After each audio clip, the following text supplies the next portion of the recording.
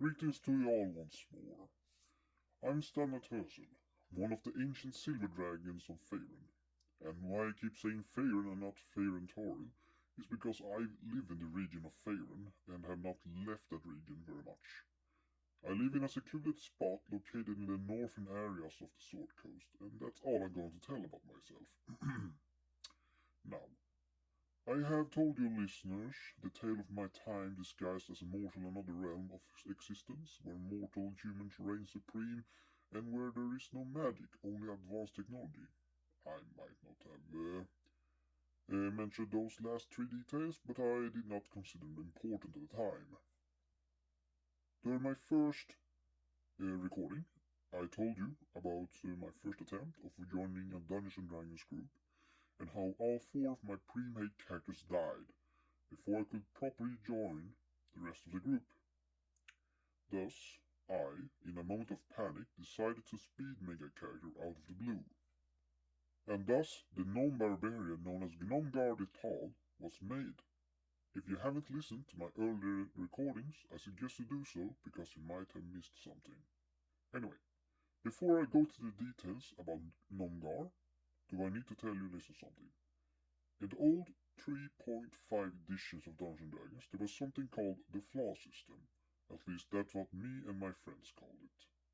I will give you a brief summary of what it was and how it works. When you make your character can take a flaw. It gains a bonus, an ability score, skill points, or start equipment, languages, feats, or even spells, depending on how generous your dungeon master is. But this bonus comes with a flaw to your character, which can be something silly or downright lethal, depending on what you pick.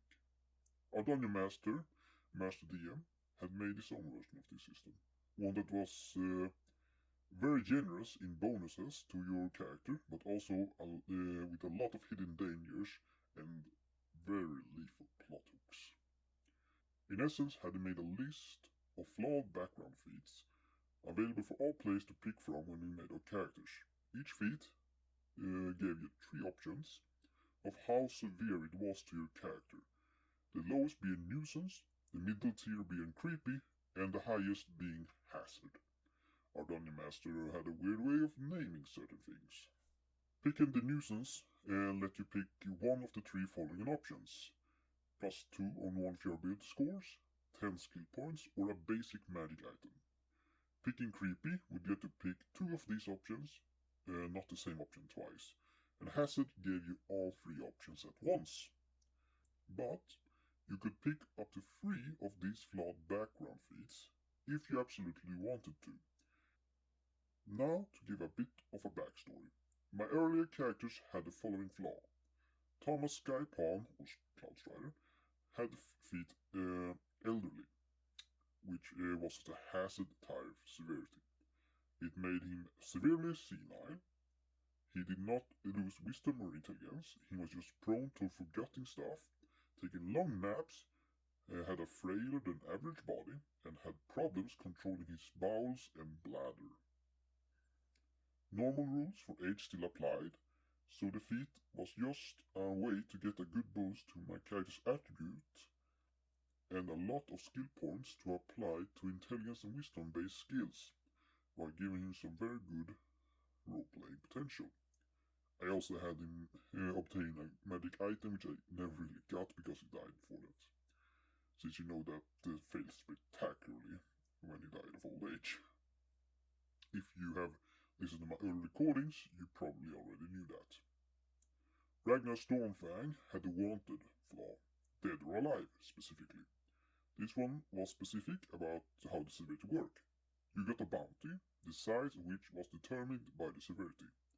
Nuisance was 100 gold, creepy 1000, the one I picked, and hazard was at 10,000 gold, which meant once your characters were either captured or killed, the person who did that, or rather turned in your character or his head, was given the bounty as a reward.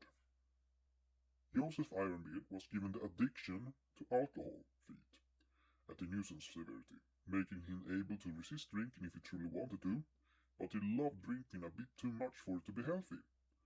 Once he got started, he did not stop until he was more wasted than a kung fu drunken master. He also had to feed bad temper at the nuisance severity, which meant he had a trigger to break his control over his anger, and he had to have at least 2 specific triggers. So I made it his family and bad beer. Still not sure what the Dungeon Master was thinking, making my character partly responsible for burning down most of a town, with his flaws being the lowest tier. But I guess he had some plot hooks planned which never really got played out. Anyhow, Kent the Bright had 2 flaws. He was on the run, nuisance level, since he was only on the run from his family. And he had the flaw Dark Family, at the creepy level, which meant that his family was not evil assassins or sadistic murderers, but neither were they just thieves or smugglers. Instead, they were scheming bureaucrats with a mafia-like behavior which included murdering deserters. That part I at least understood. The Dungeon Master intended for it to be a plot hook. My character evading being murdered, and the party investigates it after completing a few main quests, and they destroy the evil mafia family that tried to murder my character. Only they succeeded, and now we had to make a new character who will become the biggest twisted anti-plot and anti-logic player character in the entire campaign. Enter Gnomgar the Tall, level 4 barbarian, 21 strength, 18 constitution, 6 in intelligence, 8 in wisdom, 12 in charisma and 13 in dexterity. The Game Master gave us a point pool to buy our stats from, but he forbade us from using the points to scale over 18 in any attributes. But let us reach over 18 with racial bonuses and feats. I used Gnomgar's flawed feats to raise his strength to 20 by taking 1 nuisance flaw and 1 hazard flaw. The nuisance flaw was size matters. Tiny. Gnomgar is small even for a gnome, only 3 feet in height. This makes non-magic gear something that has to be custom made for him, and he cannot wield heavy weapons like he already was not able to as a gnome, so it did not harm my plan. I raised his strength by 2 points with this flaw. The flaw Delusional was the hazard flaw, the biggest severity. I made Gnomgar believe himself to be the tallest and mightiest of all humanoid warriors. This reduces wisdom and intelligence by 1 point each, reducing 9 wisdom to 8 and 7 intelligence to 6. I raised his strength by another 2, raising his to a total of 20, and then another 1 to his strength from his 4th level, making it 21. The hazard level of delusion was unique in the way that it could not be altered no matter what effects could come into play. My character could never believe or realize that he was small-sized. It was specifically stated in the feat's description, and I quote, Note, hazard severity for delusion cannot be altered by any means. You pick this, you are stuck with it. If you want to change it after you realize how bad this history was, make a new character because you're stuck with it. End quote. Besides the booster strength, did he receive 10 additional skill points and 1 magic item, picked by the Dungeon Master, as he did not want us to get overpowered stuff in the beginning. He gave me a pair of mountaineer boots, which gave Gnomgar steady footing as long as he was on a mountain or hill. It meant in layman terms that Gnomgar had steady footing, aka he would never slide, trip or be slowed by weather or step on a low stone as long as he was on either terrain. He never had to roll over anything than 5 or 10 when he was trying to use climb, jump or balance on a mountain or a hill. It did not count for caves or subterranean environments for some reasons I cannot fathom. The Dungeon Master told me they were mountaineer boots and not hiker boots, which made me just confused, but I accepted the limitation even sounded stupid. Nor did they affect him being pushed or knocked over by others outside or during combat. It just gave him steady footing, even allowing him to move through snow without difficulty, but did not prevent him from sinking down into snow or mud, which I was perfectly fine with, since it made more sense than it not working on the ground or in caves. What he did not specify was that the boots did not give him steady footing while pushing others outside or during combat. He came to regret it later. Really much.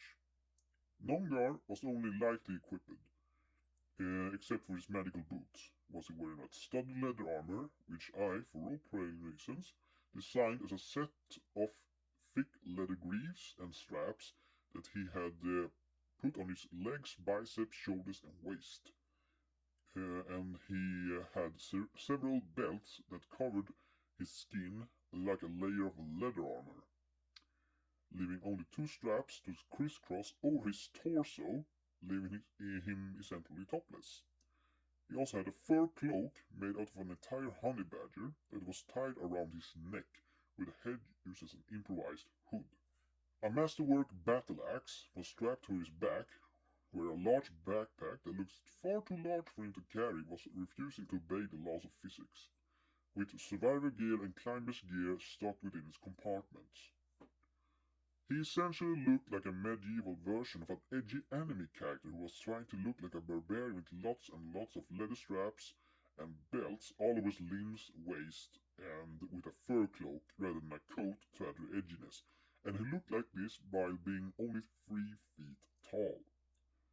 His background story was a reference of several movies, cartoons and comics. He was the son of a gnome wizard, Joseph Gerson, who was a famous inventor in Waterdeep, when he and his family were traveling northwards but were attacked by goblins and bugbears. The assault happened at night, and the caravan fought against the goblinoids, but several got injured, some died during the attack. But Gnomgar was lost during the attack, as his mother had been knocked unconscious, and a group of goblins were dragging him and her over an old bridge that was located straight by a stream next to the battle.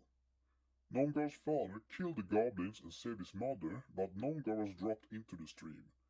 Gnomgar was barely a year old when it happened, still very much a toddler, and had taken a rather serious blow to the head during the fall.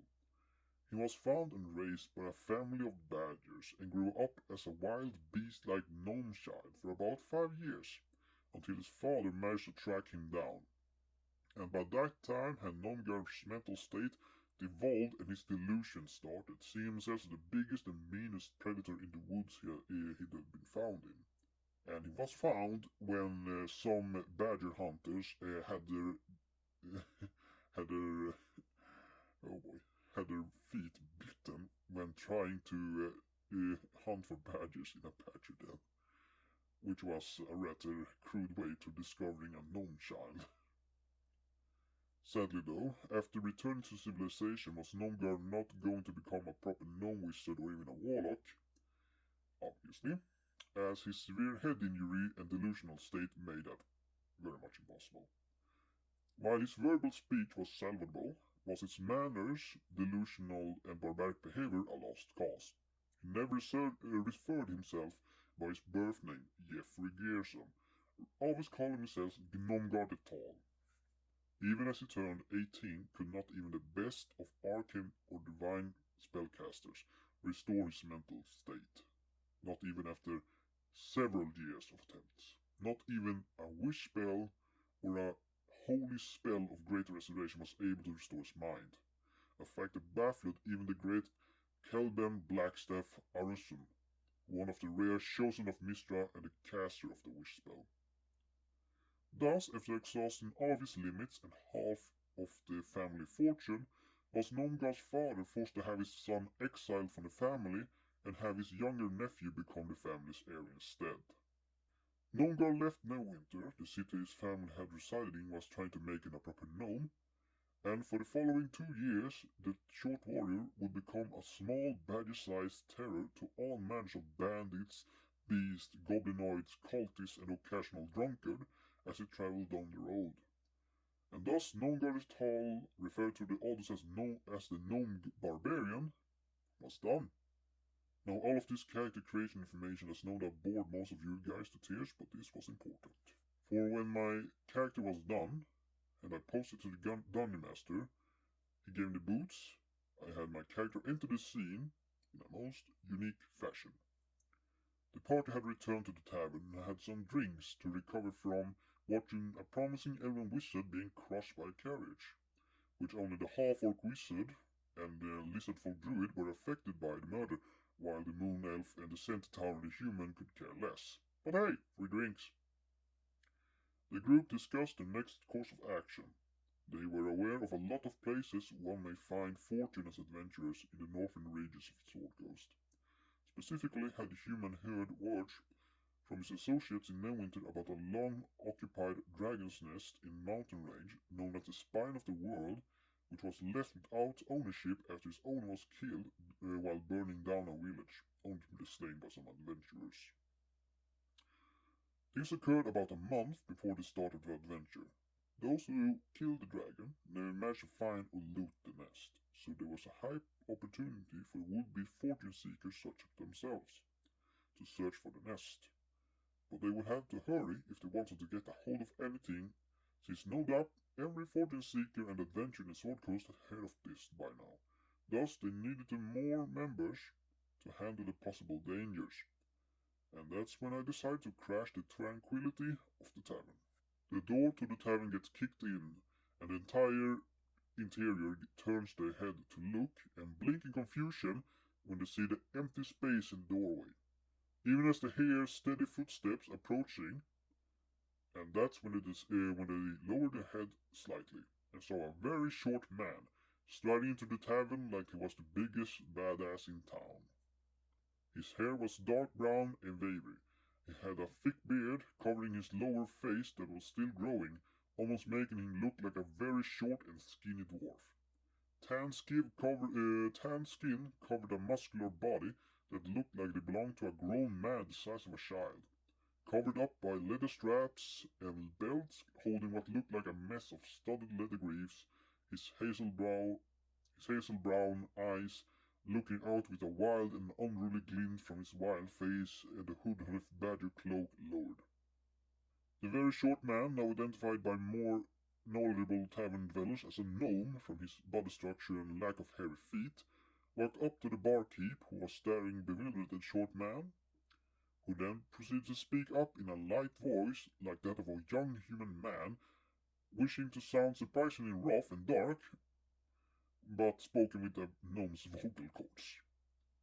"Hail, barkeep, I be Gnomgar at all, and I need ale, strong stuff too, a whole pint of the strongest stuff. If you can't knock me off my stool, then I won't pay one single coin."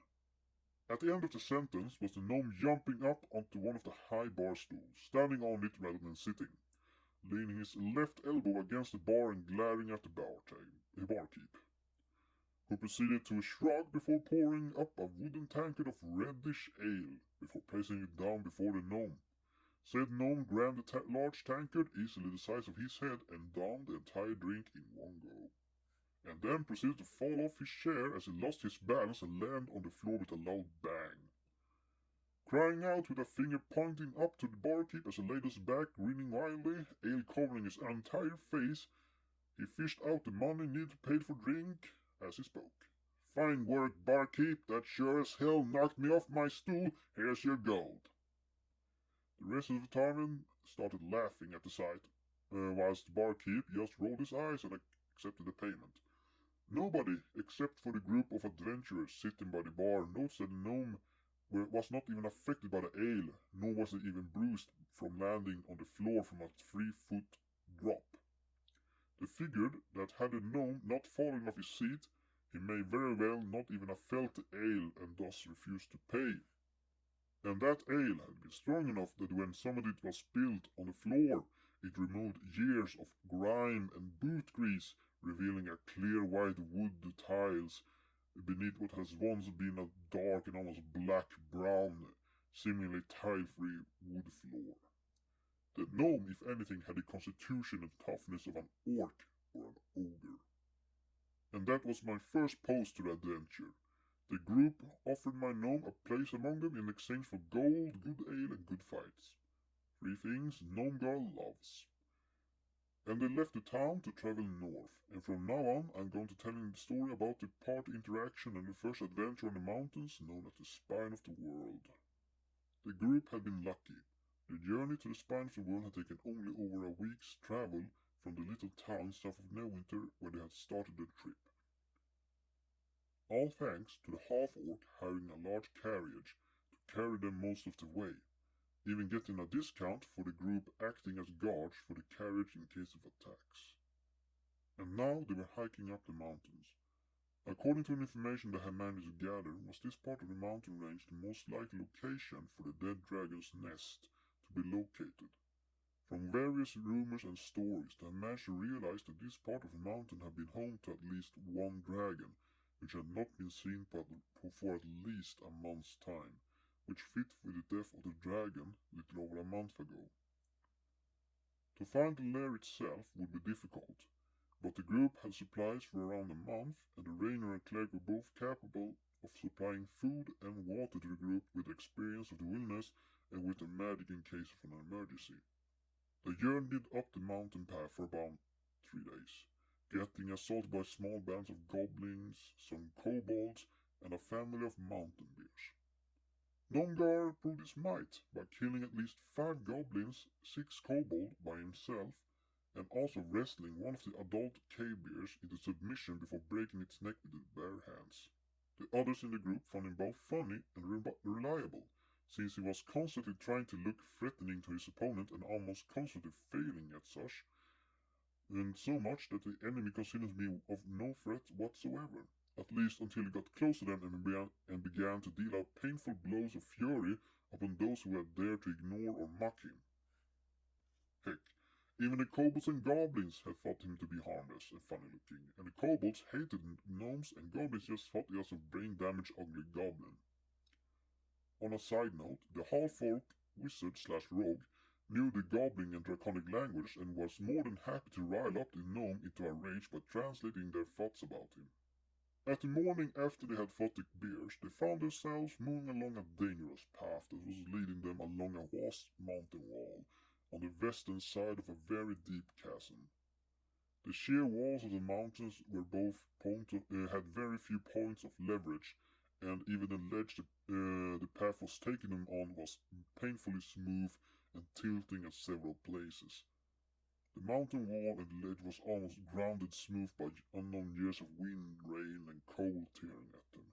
It was impossible to practically even attempt to climb up or down, even with tools, and none of the magical users had prepared spells that helped in climbing the mountain.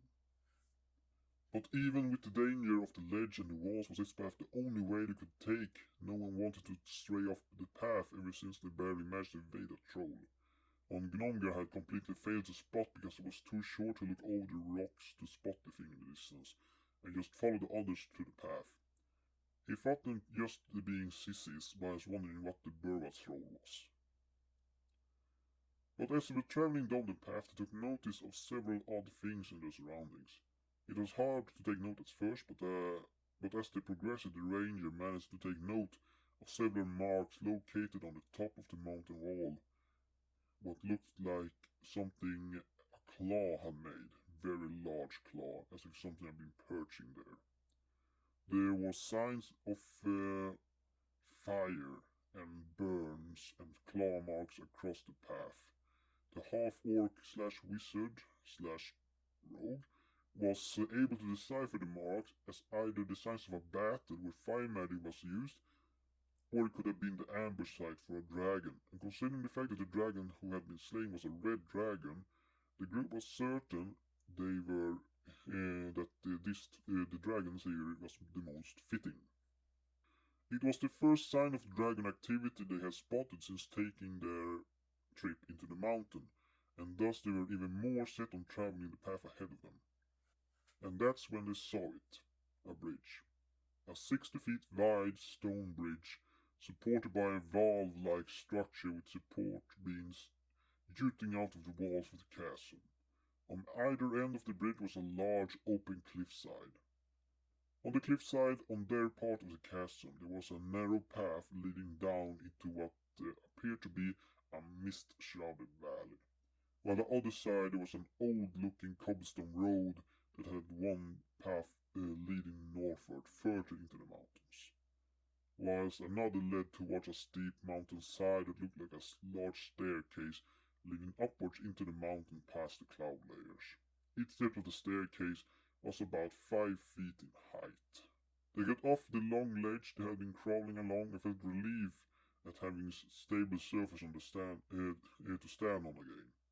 And as they looked around, they noticed that on the other side of the mountain was an almost identical staircase leading upwards into the mountains past the cloud layer. Only this staircase was marked with burn marks and claws. Clearly this was the path they were supposed to head. The claw marks of the dragon was clear to spot in the rough stone leading across the bridge. It was clear the dragon had used this spot often to travel across towards his lair. So it was more than likely that the staircase on the other side, leading upwards into the mountains, was the path they were heading towards. The cleric spotted more tracks along the rough stone beneath them, leading towards the bridge and towards the staircase leading upwards into the mountain and past the cloud layers. It was clear that this had been used by the dragon often. But she also noticed something else. Large, heavy prints she had never seen before in person. And that's when the lizard-folk druid sniffed the air and spoke to the others. I smell something nearby. A scent of iron, moist dirt, and rank sweat. You're not alone. And that's when they heard it. Large, heavy footsteps approaching from above. They looked up towards the staircase to see a large, bulking shape of a mountain-dwelling rock giant, dressed in a finely crafted black scale mail, made out of what looked like a dragon, with a helmet made of a skull of a black dragon. The giant stepped down from the staircase and stepped in front of the bridge, resting a massive tree-sized iron-bound club on the ground. He glared down at the group of adventurers before speaking out in a booming voice that seemed to make the mountains around them quiver. Ye have entered the territory of Clan Iron Rock. If ye wish to pass over our bridge, you need to pay the toll of Juno Pass. The toll be a sack's worth of pretty gold coins or 2 cows. So pay up or leave. The group gathered together and began to talk to one another. Well, everybody except one person in particular, Gnomgar. The ignorant and delusional gnome barbarian looked upon what he could only describe to be the biggest person he had ever seen before, which did not sit right with him, because he was the tallest man alive, and he was not going to let his insult to his masculine pride go unpunished. You see, Gnomgar had never actually seen or met any kind of giant king before, not even an ogre or troll. Thus he had no clue what these large beings were, nor did he know that they were not in fact related to the humanoid species which the gnomes were part of. He actually thought this was the world's largest person, not a giant. So he walked over to the giant's left foot and spoke up to the giant in his loudest possible gnome voice. No! Gnomgar the Tall shall never pay his well-earned shinies to self-proclaimed tooth collectors, so show off or I shall toss you down this chasm! The giant failed to notice a tiny gnome approaching, who was smaller than his big toe, and he didn't even hear his loud shouting. So Gnomgar reacted in the only fashion he knew. He went into a rage, and made true to his proclamation, and pushed both his mighty gnome arms against the giant's big toe, using his mountaineer boots to get steady footing, as he wasn't in combat and thus wasn't denied his steady footing. At this time, I should know that the Dungeon Master was a quick poster, and whenever he was having long pauses between posts was when he either was working through his notes or trying to figure out how to handle a situation. He had at most been pausing for 30 minutes that entire night. I'd also like to note that he's the one who rolled the dice for us, as we did not have a way to roll dice through shots or the forums we used. So he was the one who handled all of the rolls, but we trusted his judgment and that he was not fumbling the rolls. And that proved to be true, as the following post took him over an hour to finish. And he later confessed to us that he had been even cried a little, as his planned giant plot hook had been derailed by a 3-foot-tall gnome. With a mighty heave of his mighty gnome arms, Gnomgar the Tall cry out in pure, unadulterated fury and indignity, as he bends the giant's toe up and up until with a loud crack, the sound of breaking bones erupts from it. The giant let out a terrible cry of pain and raises its left foot, clutching its toe in agony with both hands. Its unbalanced stance causes it to tilt over and fall off the bridge. Its cry of pain soon becomes a cry of terror and pain as it falls and falls and falls until its cry is abruptly silenced with a loud thump as it reaches the bottom of the chasm. A long, chilling silence fills the mountain, fills the entire air. It feels as if the world itself was frozen, as if trying to figure out what had just occurred. Gnomgar had rolled a natural 20 on the strength roll, and had managed to break the giant's toe, who had then failed on its balance roll to remain standing, and had also failed on its acrobatics roll to lessen the impact of the over 300 feet drop as it fell over the bridge. Gnomgar just turned towards his comrades with a wide grin and motioned with a thumb to the open bridge. The path is free now, he left for a sudden break. The group could only stare at Gnomgar with wide eyes and open mouths before looking at each other, trying to contemplate what had just happened. Scoreboard: large-sized and big enemies, 0. Gnomgar the Tall, tiny-sized gnome barbarian, 1. Titles earned: Giant Slayer and Toebreaker. And that was how I caused the entire plot to derail. And thanks to the Dungeon Master and a bit of luck, since he handled the rolls. I know that many of you wonder why I did not make Gnomgar refer to himself in third person constantly or talk like a caveman. Well, it's simple, because while intelligence may control how well you can read and write, does it not in fact control how well you can speak. Sure, you may have bad grammars or may not have advanced vocabulary, but that doesn't mean you speak like a more stupid version of Tarzan every time you open your mouth. Plus, Gnomgar had been taught to speak at least a bit better than the average barbarian when his family tried to return into a civilized state. My Dungeon Master has no problem with this, since he thought it funny that my gnome barbarian had a better than average vocabulary for his class. Only telling me that I could not make too many advanced words or sentences. Now, thank you all for listening, and I hope you are enjoying these old tales of mine. And I personally like to thank my patrons for supporting my work, not just at YouTube, but as an author as well. And I hope the next audio recording will be done before the end of next month, but I won't be making any promises since I do not have as much spare time as I once had. As I have some very bad news. I am going to have to seek a new point of residence within the next couple of months, and with the recent death of my mother, I will not have a lot of proper focus on my work.